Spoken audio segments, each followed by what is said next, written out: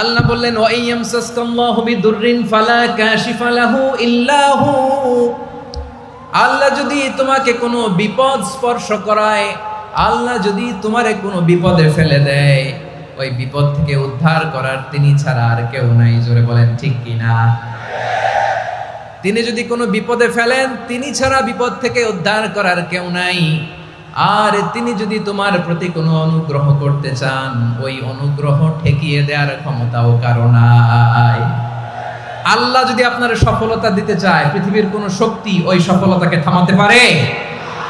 এজন্য আল্লাহ বললেন, খবরদার, চিন্তার আকীদা খালিস করে নাও। ওয়া ইয়ামসাসকাল্লাহু বিদুররিন ফালা কাশিফা লাহু ইল্লা হু। আল্লাহ বিপদে ফেললে বিপদ থেকে উদ্ধার করার কেউ থাকে না। আর আল্লাহ যদি তোমার প্রতি দয়া দেখাতে চান, অনুগ্রহ করতে চান, ওই অনুগ্রহকে প্রতিরোধ করার মতো ক্ষমতা কারো নাই। তিনি তার বান্দাদের মধ্য থেকে যাকে ইচ্ছা তাকে দেন, যত ইচ্ছা তত দেন। তিনি ক্ষমাশীল, তিনি মেহেরবান। সুবহানাল্লাহ। তিনি ক্ষমাশীল, তিনি মেহেরবান। তাহলে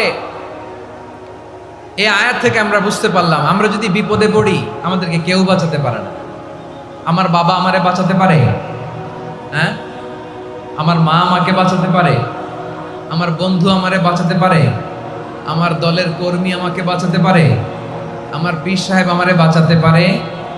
আমার পটুয়াখালীর ভাইয়েরা খেয়াল রাখবেন, বাঁচাতে পারে এক মহান সত্তা, উদ্ধার করতে পারে এক মহান সত্তা। চিৎকার করে বলুন, তিনি কে? আবার আল্লাহ বললেন, আম্মাই ইউজিবুল মুত্তাররা ইযা দাআহু ওয়া ইয়াকশিফুস সুআ ওয়া ইয়াজআলুকুম খুলাফাআল আরদ আইলাহুম মা'আল্লাহ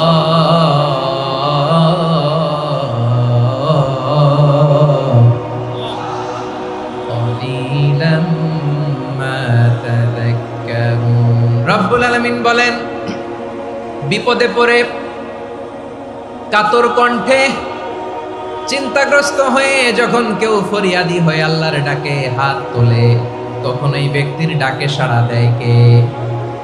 সবাই বলুন। কাতর কণ্ঠে বিপন্ন অবস্থায় আপনি যখন কেঁদে কেঁদে হাত তুলে আপনার দুঃখের কথা জানান, আপনি যখন ডাকেন তারে, তখন আপনার ডাকে সাড়া দেয় কে? আল্লাহ বলে, আমি সাড়া দেই। তোমাদের বিপদকে মুক্ত করে দেয় কে? ওই আল্লাহর সাথে কোন উপাস্য আছে নাকি? কিন্তু খুব অল্প সংখ্যক লোকই তোমরা উপদেশ গ্রহণ করো। কথাটা কার? তাহলে বিপন্ন মানবতা যখন কাঁদে,